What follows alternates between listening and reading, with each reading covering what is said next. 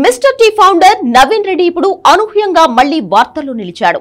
Jabardasth comedian ని పెళ్లి చేసుకుని మరోసారి హాట్ టాపిక్ అయ్యాడు ఈ young business man. Vaishali Reddy kidnap వ్యవహారం అప్పట్లో సంచలనంగా మారింది. ఆమె కిడ్నాప్ సినీ ఫక్కీలో జరిగింది. మాస్ సినిమాని తలపించే రేంజ్ లో ఓ ఇంటిపై దాడి జరగడం, వెంటనే పోలీసులకు సమాచారం వెళ్లడం వరకు చకచకా జరిగిపోయాయి.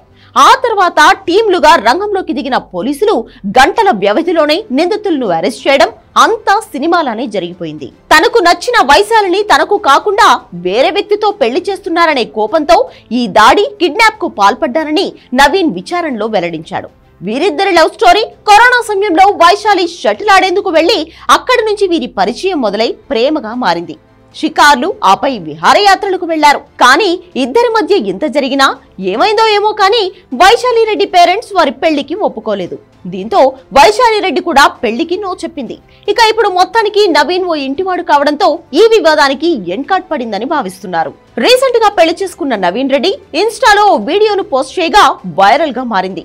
వైఫ్ ను చూపిస్తూ తన ప్రాబ్లం ఇదేనంటూ సెటైర్ వేశాడు. అయితే ఎట్టకేలకు నవీన్ ఓ ఇంటివాడు కావడంతో ఆయన అభిమానులు విషెస్ చెబుతున్నారు. ఇకనైనా ఎలాంటి వివాదాలకు పోకుండా బుద్ధిగా ఉండు అంటూ మరికొందరు సలహాలిస్తున్నారు.